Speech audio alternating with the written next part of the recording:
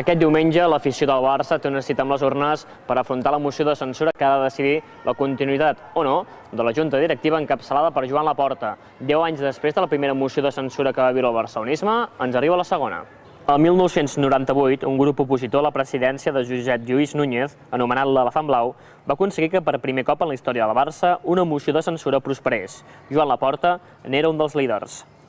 Es criticava la política mercantilista del club i els plans de sortir a la borsa, la manca de transparència econòmica, la contractació d'un organigrama tècnic excessiu, el no haver renovat a Ronaldo, que aquell estiu marxava a l'Inter de Milà, i la pèrdua d'imatge per culpa de l'estil presidencialista de Núñez. Entre línies, també es llegia una diferència ideològica entre un elefant blau format per catalanistes militants i un Núñez del qui sempre es va saber que no ho era. El 7 de març del 1998, doncs, es va votar aquesta moció de censura que Núñez va salvar amb un resultat agradols.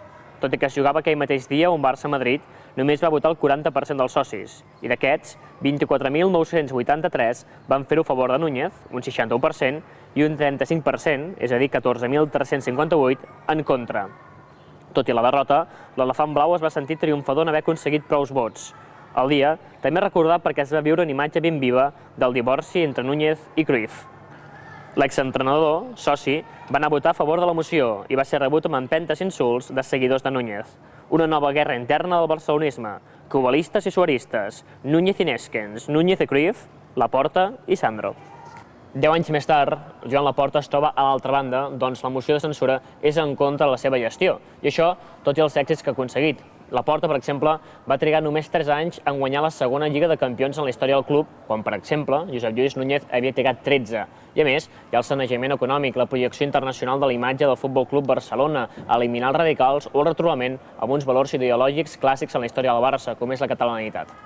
Però són molts els que no en tenen prou i, per tant, inicien aquesta moció de censura i li donen suport. Per exemple, acusen a Laporta de no haver aconseguit èxits esportius en aquests 2 darrers anys, del fracàs de les seccions, especialment de la de bàsquet, i sobretot del seu tarannà i la seva forma de ser.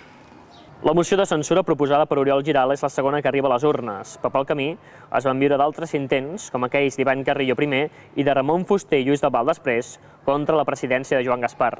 Segons els estatuts, el soci que així ho cregui pertinent pot presentar una moció, per la qual haurà d'obtenir un determinat nombre de firmes de socis, en aquest cas 5.882, en els 14 dies hàbils posteriors al dia en què rep les butlletes.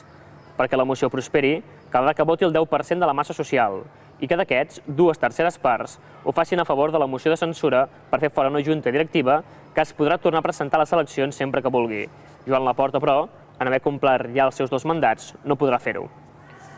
Si la moció tira endavant, la junta gestora, presidida per Xavier Sala i Martín, es faria càrrec del club fins a organitzar noves eleccions. Eleccions en les que es presentaria un Sandro Rosell que finalment ha entrat en escena. És un equip que porta ja molts anys treballant, ja no només ara, no? O sigui, quan van presentar aquella demanda per la convocatòria judicial d'eleccions era un secret a veus que estaven darrere ells i unes altres persones. També era un secret a veus que darrere el propi Oriol Giral va excitar la inhabilitació d'aquesta junta després d'haver guanyat Lliga i Champions. De nou, doncs, el barcelonisme apareix dividit. Allò de tots units fem força no s'acaba d'entendre. Tenim laportistes, sandristes, els primers sorianistes, en referència a Ferran Soriano, qui seria el dofí de Joan Laporta, i nuñistes, que en absència de líder es dediquen a atacar Laporta, ja que no li perdonen els seus atacs de fa 10 anys a Josep Lluís Núñez, coses del Barça. Laporta, el president de la segona Champions i del rellançament de l'imatge, es juga a sortir del Barça pitjor que ho van fer Núñez i Joan Gaspar. Potser per no haver venut tan bé la seva pròpia imatge, a diferència de la del club a nivell internacional.